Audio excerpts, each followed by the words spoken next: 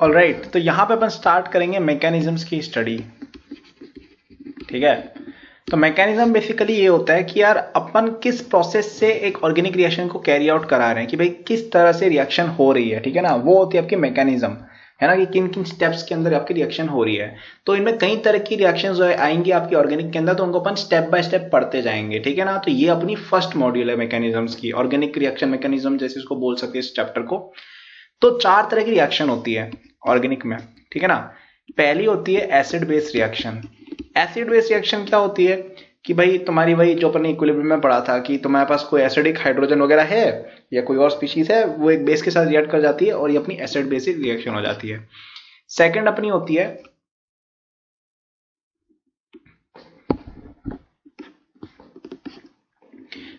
होती है addition reaction. ठीक है, एडिशन रिएक्शन, इसमें क्या होता है कि तुम्हारे पास एक डबल बॉन्ड होता है। फॉर एग्जांपल इसमें तुम कोई कंपाउंड डालते हो तो ये एक्स और वाई यहां पे जाके जुड़ जाते हैं। ठीक है, ये एग्जांपल बता रहा हूं मैं, एडिशन रिएक्शन मतलब कुछ ऐड हो रहा है। एक होती है सब्स्टिट्यूशन रिएक्शन। ठीक है ना, सब्स्टिट्यूशन रिएक्शन में क्या होता है कि आपका यहाँ पे जैसे कोई ए बॉन्ड बी है, यहाँ पे आपने कुछ वाई डाला तो ए वाई और बी बन जाएगा, मतलब वाई विल सब्स्टिट्यूट बी। और लास्ट अपना होता है एलिमिनेशन रिएक्शन। ठीक है ना, एलिमिनेशन रिएक्शन एक लास्ट होता है, जो ये होता है कि तुम्हारे पास जैसे ए एक्स और बी वाई बॉन्ड्स हैं, इसमें से एक्स वाई दोनों उड़ जाएंगे और डबल बॉन्ड बी बन जाएगा। ठीक है, तो ये बेसिक स्ट्रक्चर दिमाग में रखना कि यार ये 4 तरह की मेन ऑर्गेनिक रिएक्शंस अपन को देखने को मिलती हैं। ठीक है, इनमें ऑर्डर ऑफ रिएक्शन हमेशा ये रहेगी 1 greater than 2 greater than 3 greater than 4। अगर तुम्हारे पास एसिड बेस रिएक्शन हो रही है तो अपन उसको सबसे पहले कराएंगे, फिर एडिशन रिएक्शन हो रही है तो वो कराएंगे, फिर सब्स्टिट्यूशन कराएंगे, फिर एलिमिनेशन कराएंगे। हम ये चारों के चारों तरह की जो रिएक्शंस है ना, चारों की चारों हम स्टडी करने वाले हैं अपने ऑर्गेनिक के कोर्स के अंदर, है ना। अपन चारों की तरह की एग्जांपल्स देखेंगे, जितनी भी इंपॉर्टेंट चीजें देखेंगे, और इन पे बहुत सारे क्वेश्चन आते हैं आपके ऑर्गेनिक के अंदर भी। ठीक है ना, तो अब यहाँ पे एक और चीज मैं आपको बताता हूं। जैसे तुम्हारे पास एक होता है सबस्ट्रेट, ठीक है ना, मतलब जिसके ऊपर अपन ने रिएक्शन करवाई, रिएक्टेंट भी बोल सकते हो। इसके अंदर अपन डालते हैं रीएजेंट, कि भाई क्या चीज डाल रहे हो उसके अंदर, है ना। ये एक पर्टिकुलर सॉल्वेंट के अंदर जाता है, मतलब ये मैं बता रहा हूं कि एक ऑर्गेनिक रिएक्शन होती कैसे है। तो यहाँ पे तुम्हें AC प्लस बी जैसे मिला, फॉर एग्जाम्पल ये सब्स्टिट्यूशन रिएक्शन तुम मान लो, ये होता है तुम्हारा प्रोडक्ट। ठीक है ना, तो अब ये जो है ये पूरा होता है तुम्हारा रिएक्टेंट। ठीक है ना, तो अब होता क्या है, जैसे इसकी मैकेनिज्म अगर अपन देखना चाहें कि क्या हुआ होगा, तो एक तरीका ये हो गया कि ये जो C है इसने यहाँ पे अटैक किया A के ऊपर, और ये जो B है ये चला गया यहाँ से निकल के पतली गली से, और ये बन गया। तो ये जो B हुआ ना, इसने क्या किया, ये A को छोड़ के गया, तो इसको कहा जाता है लीविंग ग्रुप। ठीक है, इसको कहा जाता है लीविंग ग्रुप। समझ में आया क्या, है ना। और ये जो रिएजेंट होता है ना, ये 2 तरह के हो सकते हैं। या तो ये हो सकता है इलेक्ट्रोफाइल, जिसको इलेक्ट्रॉन से प्यार हो, फाइल का मतलब है कि भाई बहुत पसंद है, तो इलेक्ट्रॉन से प्यार तो वो हो गया इलेक्ट्रोफाइल। अब इलेक्ट्रॉन से प्यार किसको का, जो पॉजिटिव स्पीशीज है, क्योंकि इलेक्ट्रॉन नेगेटिव होता है और नेगेटिव पॉजिटिव को अट्रैक्ट करता है, तो इलेक्ट्रोफाइल पॉजिटिव चार्ज वाले यूजुअली होते हैं। जरूरी नहीं है पॉजिटिव चार्ज हो, और भी चीजें हो सकती हैं। और न्यूक्लियोफाइल क्या होते हैं, जिनके अंदर नेगेटिव चार्ज है, इलेक्ट्रॉन की एक्सेस हो। ठीक है, तो इलेक्ट्रॉन डेफिशिएंट स्पीशीज इलेक्ट्रोफाइल होती है, जिसके पास जो चीज की कमी होती है उसकी उसको वो चाहिए होता है। जैसे तुम लोग के पास IIT नहीं है तो तुम लोग IIT चाहते हो, वैसे इसके पास इलेक्ट्रॉन नहीं, इसको चाहिए, इसके पास इलेक्ट्रॉन बहुत सारे हैं तो इसको नहीं चाहिए, भाड़ में जाए, समथिंग लाइक दैट। और ये जो AB है ना, इसके अंदर भी 2 तरह की आपकी हो सकती है इसकी ब्रेकिंग। एक होती है होमोलाइटिक क्लीवेज, ठीक है, एक होता है हीटेरोलाइटिक। हीटेरोलाइटिक का मतलब A प्लस और B माइनस बन रहा है जैसे। ठीक है, तो ये तो चलो थ्योरेटिकल पॉइंट्स हैं। अब अपन देखते हैं इलेक्ट्रोफाइल्स के बारे में कुछ बातें। ठीक है, तो इलेक्ट्रोफाइल्स का मैं तुम्हें बेसिक इंट्रोडक्शन दूंगा यहाँ पे, क्या होता है। तो यहाँ पे अपन वही है बेसिक मैकेनिज्म्स की स्टडी कर रहे हैं कि भाई क्या होती हैं चीजें, क्या क्या कॉन्सेप्ट्स हैं मेन, है ना, वो सब। तो electrophile electron species deficient species होती है, जैसे H प्लस हो गया, है ना, Cl प्लस हो गया, Br प्लस। अब तुम बोलोगे अरे Cl प्लस कैसे बनता है, तो भाई बन जाता है, इंटरमीडिएट्स में बन जाता है। तुम्हारे पास कोई R प्लस हो गया जैसे, ठीक है ना, ये हो गया तुम्हारा इलेक्ट्रोफाइल। इसके अलावा BF3 हो गया, AlCl3 हो गया, इनमें वैकेंट p ऑर्बिटल होता है ना। SO2 SO3 PCl5, इनमें क्या होता है, वैकेंट d ऑर्बिटल होता है। तो ये इलेक्ट्रॉन डिफिशिएंट स्पीशीज है ना। अब यहाँ पे जरूरी नहीं है कि भी हर पॉजिटिव स्पीशीज इलेक्ट्रोफाइल है। जैसे NH4 प्लस को देखो, इसमें ऑक्टेट कंप्लीट है, तो ये तो खुश है बंदा, तो इलेक्ट्रोफाइल नहीं है। ठीक है ना, Na प्लस वगैरह जो है, जैसे फॉर एग्जांपल Li प्लस है, ये भी नहीं है, क्योंकि ये इनके अंदर ऑर्बिटल्स ही नहीं है जिससे ये कोवेलेंट बॉन्ड बना पाए सी के साथ, ठीक है। तो ये नहीं है आपके इलेक्ट्रोफाइल, ठीक है। कार्बन के साथ बॉन्डिंग भी जरूरी है। तो ये एक बेसिक मैंने आपको बता दिया भाई इलेक्ट्रोफाइल क्या होता है। अब लाल कलर में इलेक्ट्रोफाइल था, तो ग्रीन कलर में अपन बनाएंगे न्यूक्लियोफाइल, है ना। न्यूक्लियोफाइल बना डालते हैं,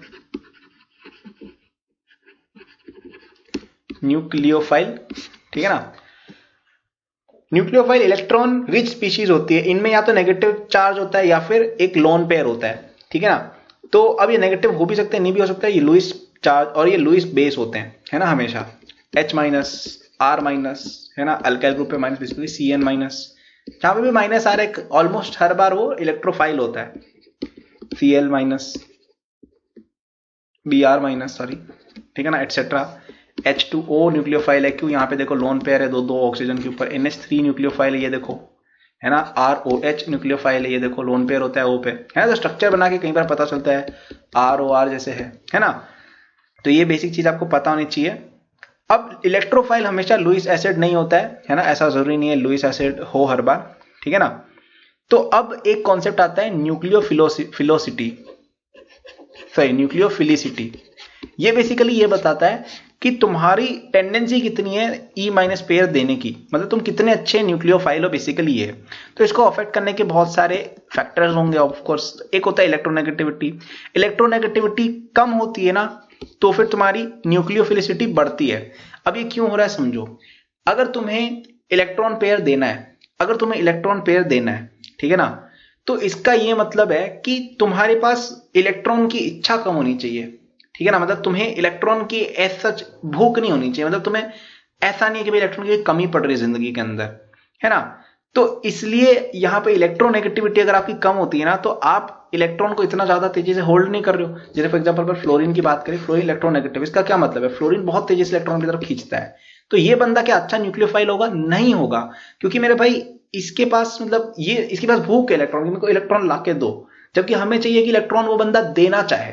तो ये तो लालची आदमी है यार, ये तो इलेक्ट्रॉन लेना चाहता है, ये कहां से देगा इलेक्ट्रॉन। तो इसलिए ये बंदे की न्यूक्लियोफिलिसिटी कम होगी। तो ये अपने पास ट्रेंड आ गया, ठीक है ना। अब जैसे तुम्हें कोई पूछे कि CH3 minus, NH2 minus, OH minus और F माइनस में न्यूक्लियोफिलिसिटी का ऑर्डर बताओ, तो क्या देखेंगे, इलेक्ट्रोनेगेटिविटी देखेंगे और बोल देंगे कि यार इधर से इधर इलेक्ट्रोनेगेटिविटी कम हो रही, ज्यादा हो रही है, फ्लोरीन की ज्यादा होती है, ऑक्सीजन से ज्यादा होती है और N से ज्यादा होती है और CH3 की सबसे कम होती है न्यूक्लियोफिलिसिटी, राइट, मतलब सॉरी इलेक्ट्रोनेगेटिविटी। तो ऑर्डर रिवर्स आ जाएगा क्योंकि इलेक्ट्रोनेगेटिविटी इधर से इधर बढ़ रही है, ठीक है। तो ये आपको एक बेसिक चीज समझ में आ गई कि इलेक्ट्रोनेगेटिविटी से फर्क पड़ता है। दूसरा होता है साइज, ठीक है ना। साइज से काफी ज्यादा फर्क पड़ जाता है कि यार आपकी जो स्पीशीज है वो कितनी अच्छी आपकी न्यूक्लियोफाइल है। तो साइज इंक्रीज अगर होता है ना, यानी कि पोलराइजेशन ज्यादा होगा न्यूक्लियोफाइल का, ठीक है ना, यानी कि न्यूक्लियोफिलिसिटी इंक्रीज होगी, ठीक है। तो ये चीज आपको समझनी है, मतलब पोलराइजेशन पावर आपकी ज्यादा हो जाएगी, ठीक है ना। मतलब इस तरह कुछ समझ सकते हो, जैसे F माइनस है, ठीक है ना, Cl माइनस है, Br माइनस है, I माइनस है, इनके अंदर क्या होगा, इधर जैसे जैसे जा रहे हो मेरे भाई साइज बढ़ रही है, साइज बढ़ रही है तो पोलराइजेशन ऑफ द जो तुम्हारा जो है वो ज्यादा हो जाएगा, ठीक है। आपने देखा है ना कि पोलराइजेशन में एक छोटा प्लस आयन होता है, बड़ा सा होता है, तो इसमें ज्यादा पोलराइजेशन होता है। ऐसा अपने पढ़ा हुआ है ना पहले केमिकल बॉन्डिंग वगैरह में, नहीं पढ़ा तो पढ़ के आओ भाई, है ना। तो ज्यादा बड़ा साइज यानी ज्यादा पोलराइजेशन, यानी कि ज्यादा अच्छी न्यूक्लियोफिलिसिटी, ठीक है ना, क्योंकि ये इजीली इलेक्ट्रॉन दे पा रहा है ना इधर से उधर, इसलिए, ठीक है ना। तो ये समझने का लॉजिक है, ठीक है। ये भगवान ने लिख के नहीं भेजा हुआ है कि लॉ ऑफ फिजिक्स नहीं है कि भाई ऐसा होता है, ये समझने का तरीका है, ठीक है। तो इसको वैसे ही हम लेंगे, ज्यादा कॉम्प्लिकेट नहीं करेंगे अपने दिमाग में, है ना। तो अब यहां पे वही है कि इलेक्ट्रॉन डेंसिटी अगर डोनर एटम पे बढ़ रही है तो न्यूक्लियोफिलिसिटी बढ़ेगी, ठीक है ना। एनायंस यूजुअली ज्यादा होते हैं, न्यूक्लियोफाइल बेटर क्योंकि उनके पास इलेक्ट्रॉन चार्ज है बेसिकली। स्टेरिक इंटरेस्ट बढ़ती है तो न्यूक्लियोफिलिसिटी कम होती है, अपन समझ ही सकते हैं, ठीक है ना। फॉर एग्जाम्पल तुम्हें किसी ने पूछ दिया कि बताओ इन दोनों के अंदर बताओ कौन सा बेटर न्यूक्लियोफाइल है, ठीक है। अब यहां पे तुम्हें मैं बताता हूं कि यहां पे क्या है, ये जो है ना ये तीनों ये खुले हुए हैं, ठीक है। तो ये एकदम दूर दूर ऐसे ऐसे इसके अंदर दखल डालेंगे, लेकिन अगर यहां पे क्या ये बंधे हुए हैं साथ में तो यहां पे स्टेरिक हिंड्रेंस कम है, यानी second is better than one at nucleophilicity. अब देखो ये है तो फैक्ट है, इसको समझाने का एक तरीका है कि तीनों को बांध दिया तो स्टेरिक हिंड्रेंस कम देंगे, समथिंग लाइक दैट, ओके। फिर अगर अपन बात करें OH माइनस, SH माइनस और SEH माइनस की, अब यहां पे क्या होगा कि तुम्हारा ये जैसे साइज है, साइज के अकॉर्डिंग यहाँ पे देखो, साइज यहाँ पे बढ़ रहा है, नीचे जा रहे हैं तो साइज बढ़ रहा है, तो क्या होगा, न्यूक्लियोफिलिसिटी बढ़ जाएगी। तो इस तरह के छोटे मोटे क्वेश्चंस आते रहते, तुम कर लोगे, कोई बड़ी आई थिंक बात नहीं है। अब यहाँ पे एक और फैक्टर आता है, नेक्स्ट अपना जो कॉन्सेप्ट अपन पढ़ेंगे वो है बेसिसिटी, ठीक है ना, बेसिसिटी। अब बेसिसिटी क्या है, ठीक है ना, बेसिसिटी बेसिकली ये होता है कि तुम एसिड बेस रिएक्शन करने की कितनी कैपेसिटी रखते हो, है ना, मतलब बेसिकली अगर बंदा H+ पे अटैक कर रहा है तो वो बेस है, ठीक है ना, जैसे NaOH है, सबको पता है बेस है NaOH, ये क्रिएट करेगा भाई, ऐसा तो कोई बंदा नहीं उसको ये नहीं पता भाई NaOH बेस है, ठीक है ना, तो क्या बन जाएगा ये बन जाएगा कुछ इस तरह का, ठीक है ना। तो यहां पे अगर ये स्पीशीज H+ पे अटैक कर रही है ना, ये अगर X जो है वो H+ अगर है तो हम उसको बोलेंगे बेस, और अगर किसी और स्पीशीज पे अटैक कर रही है तो वो हो जाएगा न्यूक्लियोफाइल, ठीक है ना। Tendency to give an E- pair to H+ ion is called basicity. तुम सबको पता है कि भाई बेसिसिटी क्या होता है, बेसिक स्ट्रेंथ क्या होती है। बेसिक स्ट्रेंथ को अफेक्ट करने वाले फैक्टर्स, तो सबसे पहले इलेक्ट्रोनेगेटिविटी है, इलेक्ट्रोनेगेटिविटी कम होती है तो बेसिसिटी बढ़ती है। वापस से it is similar trend to nucleophile, क्योंकि काफी सिमिलर इनका रोल रहता है, तो तुम उसी लॉजिक से समझ सकते हो कि भाई चार्ज डेंसिटी बढ़ेगी तो अपन ज्यादा, इलेक्ट्रोनेगेटिव कम यानी चार्ज डेंसिटी, यानी चार्ज देने की टेंडेंसी ज्यादा यानी बेसिसिटी ज्यादा, ऐसा कुछ समझ सकते हो। साइज जो है, ठीक है ना, वो बढ़ेगी तो बेसिसिटी तुम्हारी क्या होगी, बढ़ेगी नहीं, यहां पे गलत हो जाता है, ठीक है ना। न्यूक्लियोफाइल्स और बेस के अंदर इस चीज में थोड़ा फर्क रहता है साइज के ऊपर, क्यों, यहां पे अलग लॉजिक से अपन समझते हैं। वहां पे अपन पोलराइजेशन से देख रहे थे, यहां पे अपन ये देखते हैं कि देखो साइज अगर कम होगा ना तो तुम्हारी चार्ज डेंसिटी बढ़ेगी, चार्ज डेंसिटी बढ़ेगी, और चार्ज डेंसिटी अगर बढ़ रही है तो तुम्हारी बेसिसिटी बढ़ेगी। आई नो बहुत ही क्या लिख दिया है मैंने, चार्ज डेंसिटी तुम्हारा बढ़ रही है बेसिकली, ठीक है ना, इस तरह से अपन समझते हैं। तो वहां पे अपन पोलराइजेशन से देख रहे थे, यहाँ पे चार्ज डेंसिटी से देखेंगे। अब ये मत पूछना भाई कि ऐसा क्यों देख रहे हैं, ये अपन ने ऑब्जर्व किया, अपन ने ऐसा देखा, तो अपन यहाँ पे ये हो गया बेसिकली कि यहाँ पे चार्ज बढ़ने वाला जो फैक्टर है वो ज्यादा ओवरवे कर गया, ठीक है।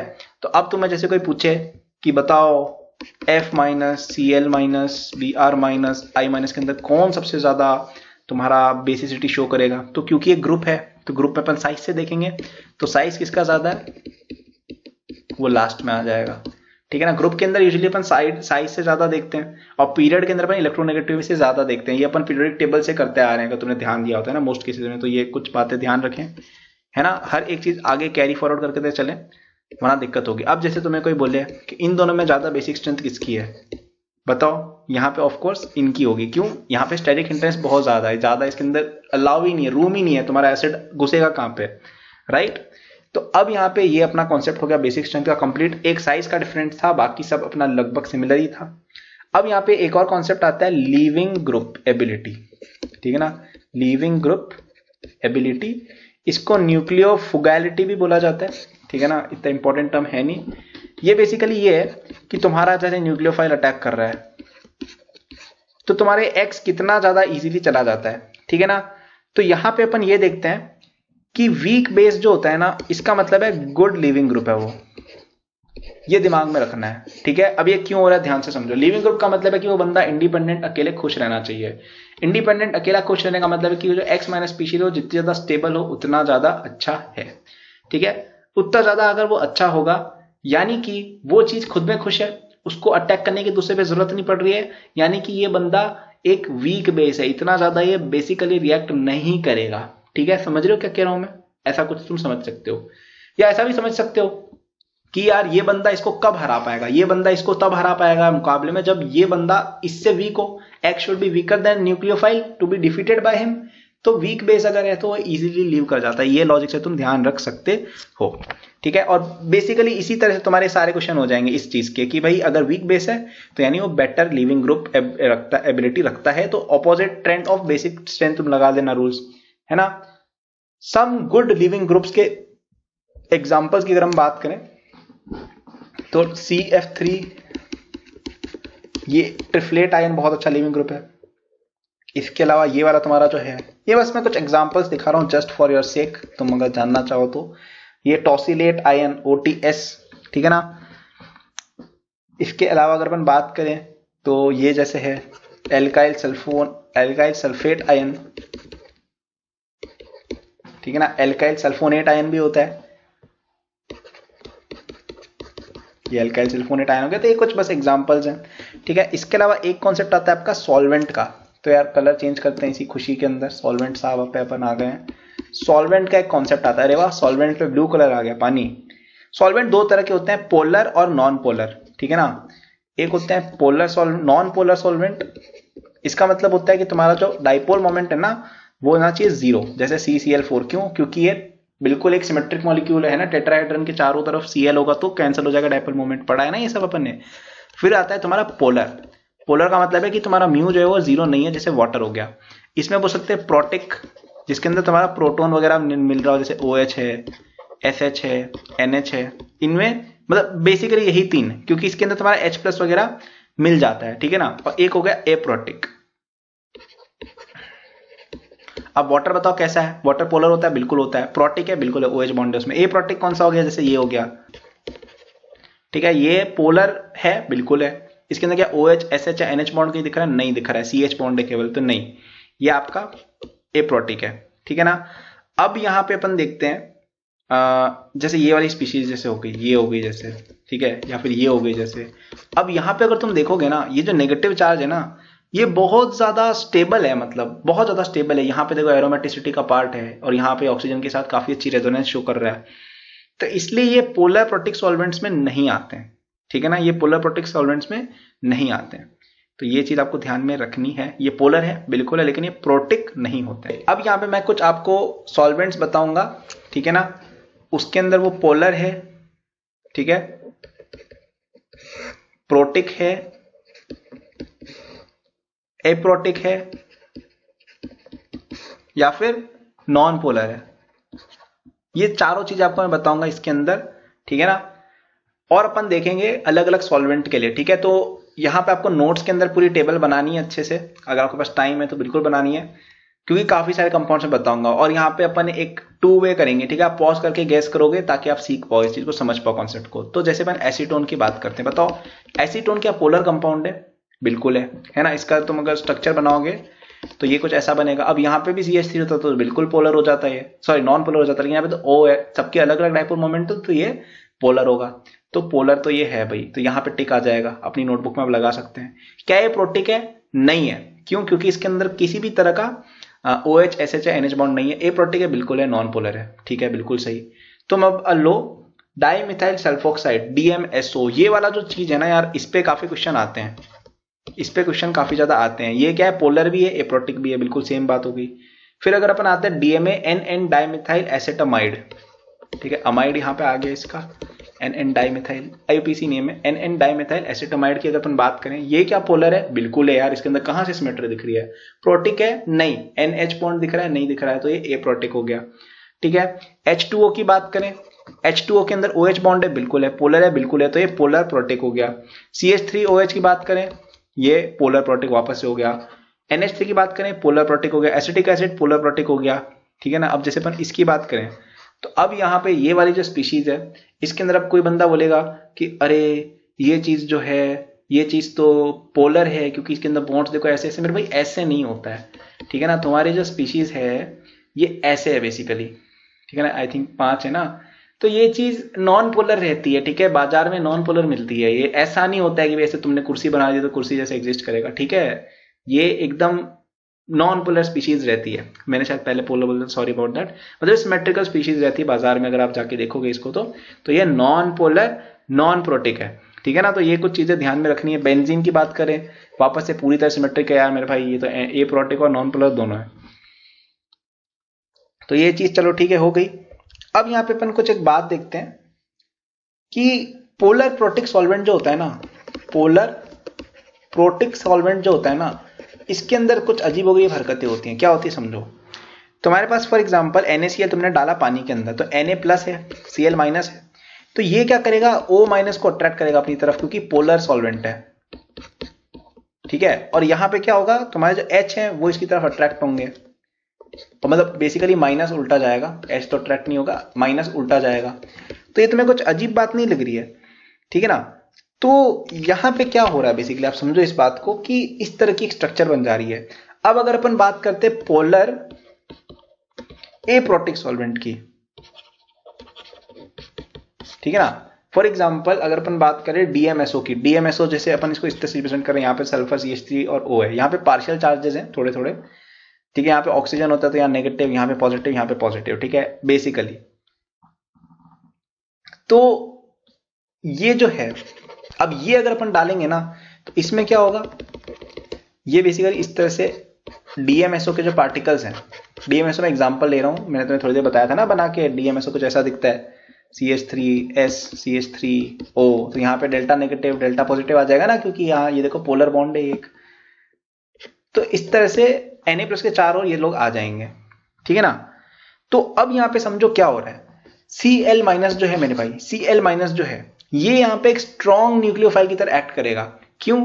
क्योंकि इसके चारों ओर कोई सॉल्वेशन नहीं हुआ है, ठीक है, इसके चारों ओर कोई सॉल्वेशन नहीं हुआ है। क्यों? क्योंकि जो O है ना ये नेगेटिव है, तो ये केवल Na की तरफ जाएगा, ये इससे रिपेल हो जाएगा, ठीक है। तो इसलिए यहाँ पे किसी तरह की आपकी सॉल्वेशन नहीं है, तो स्ट्रॉन्ग न्यूक्लियोफाइल की तरह एक्ट करेगा तुम्हारा Cl-।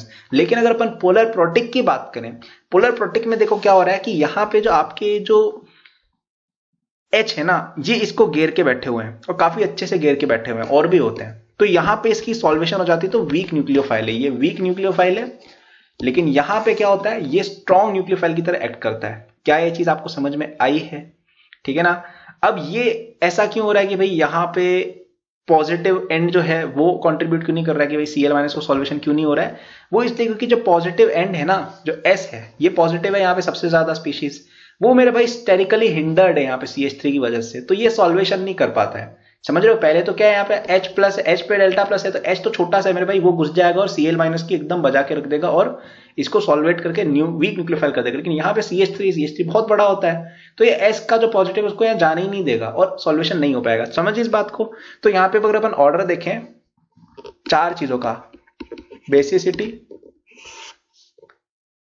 Leaving group ability, nucleophilicity in polar protic solvent और nucleophilicity in polar aprotic solvent, ठीक है ना।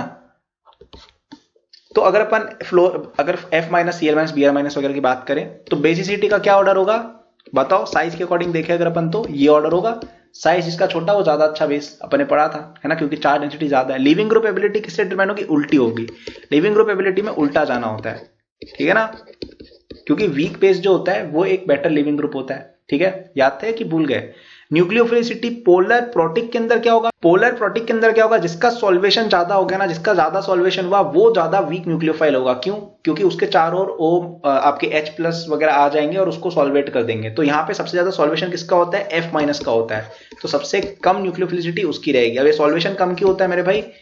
वो मैं तुम्हें यहाँ पे साइड से बता देता हूँ। क्योंकि तुम्हारा जो F उस पे बहुत ज्यादा चार्ज है मेरे भाई, तो ये बहुत सारे अट्रैक्ट कर लेगा अपनी तरफ। बहुत छोटा सा, बहुत सारा चार्ज लेके घूम रहा है ये बेचारा, तो छोटा सा, इसके चारों कितने सारे लोग आ जाएंगे।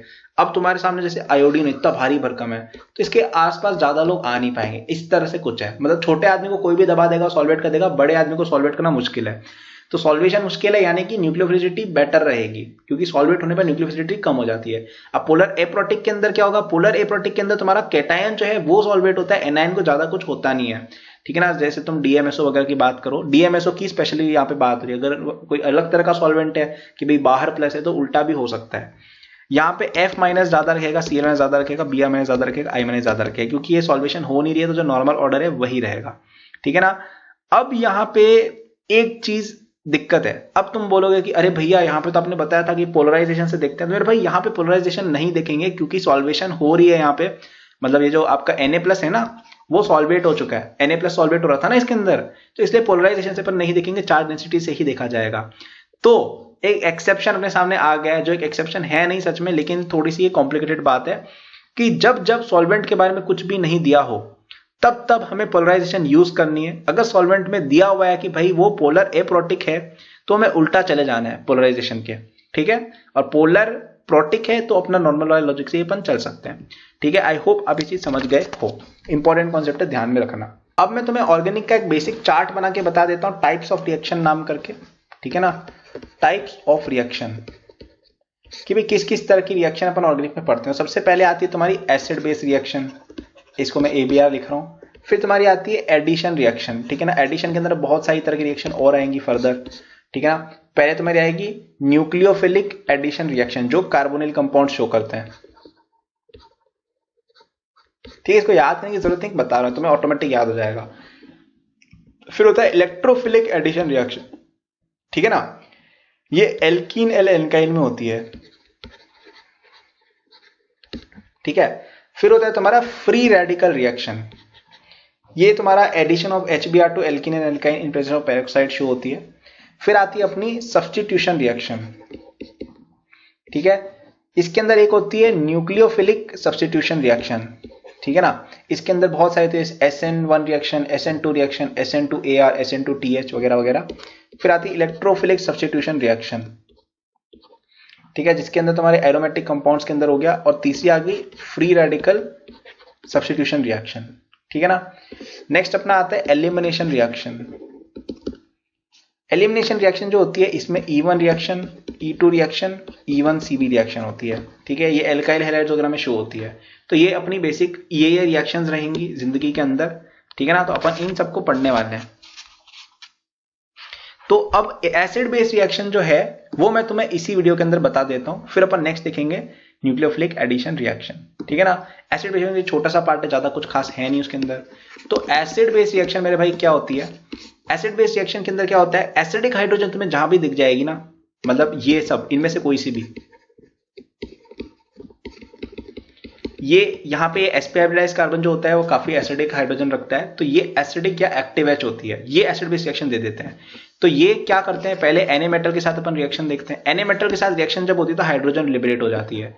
जैसे कि तुम्हारे पास जैसे ये एसिडिक हाइड्रोजन है, कहीं से भी है, ये क्या करेगी, RONA बना देगी और H2 तुम्हारी रिलीज हो जाएगी। तो ठीक है, ये है ना।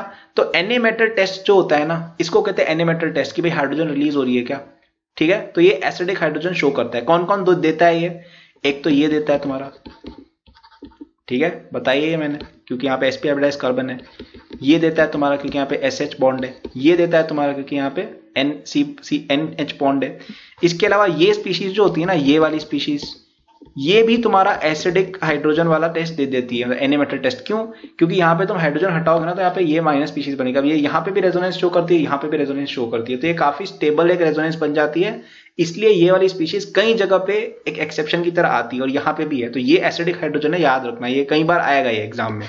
एक और ये जो स्पीशीज है ना, ये भी तुम्हारा Na मेटल टेस्ट देती है। क्यों, क्योंकि यहाँ पे हाइड्रोजन हटाओगे तो यहाँ पे माइनस चार्ज आएगा जो एरोमेटिक बना देता है इस रिंग को। एरोमेटिक क्या होती है, एक स्पेशल कंडीशन होती है, इस पर अपन बाद में देखेंगे, ठीक है ना।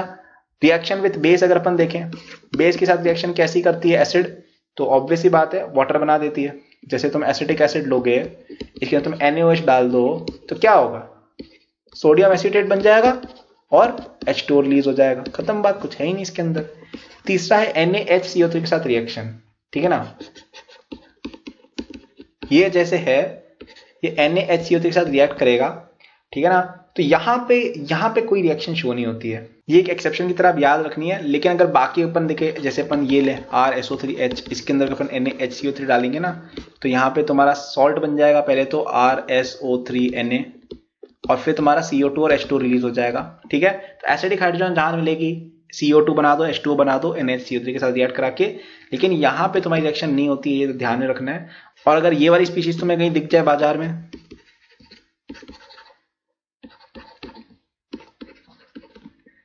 तो ये NaHCO3 के साथ रिएक्ट करके क्या बनाएगी, तुम्हारा इस तरह कुछ बना देगी।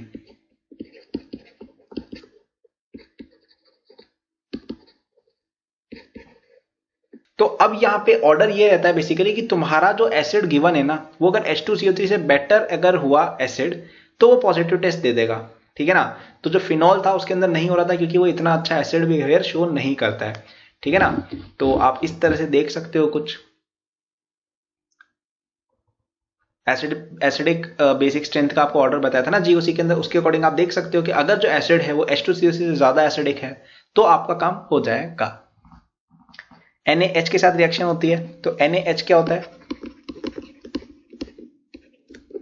ये NaH के साथ रिएक्ट करता है, तो ये जो H माइनस है ये अटैक करेगा यहाँ पे इस H के ऊपर और इस तरह कुछ बना देगा।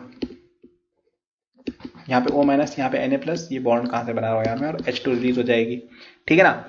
एक तुम्हें मैंने बताया RMGX के साथ क्या रिएक्शन होती है, तुम RMGX पूरे चैप्टर के अंदर देख सकते हो डायरेक्टली, ठीक है ना, उसके ऊपर बाद में वीडियो होगी।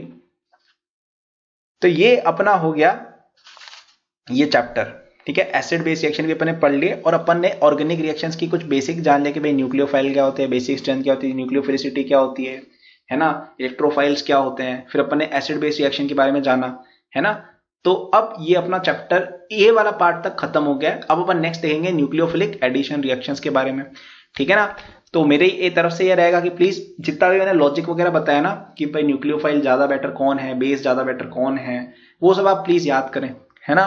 वो चीज आपको याद करनी रहेगी क्योंकि वो एक बेस है। अगर तुम्हें वो नहीं आता तो तुम आगे नहीं बढ़ पाओगे इस चीज में, ठीक है। तो बिल्कुल याद करें। Thank you for watching this video till the end. I am sure that you enjoyed it. यदि आप अपनी पूरी जेई प्रिपरेशन मेरे साथ करना चाहते हैं तो आपको डिस्क्रिप्शन में मेरे जेई के फुल कोर्स का लिंक मिल जाएगा। इस कोर्स में आपको जो यूट्यूब पे मेरे लेक्चर्स और प्रॉब्लम सॉल्विंग के वीडियोस मिलते हैं उसके कंपेयर में बहुत ज्यादा कंटेंट है एंड आपको यहाँ पे practice sheet with solution, test series with solution भी मिलती है। It's a complete solution, you can rely on it. आप यदि किसी कोचिंग जाते हैं या अगर आप सेल्फ स्टडी करते हैं, in both cases it will be very useful, so do check it out. Okay, इसके अलावा मेरे जेई के फ्री नोट्स भी डिस्क्रिप्शन में लिंक्ड है एंड डिस्क्रिप्शन में और भी मैंने बहुत सारे रिसोर्सेज फॉर स्टूडेंट्स डाले हुए हैं, जैसे the books that I recommend, my social media and my newsletter in case you want more content or if you want to approach me with any doubts or suggestion.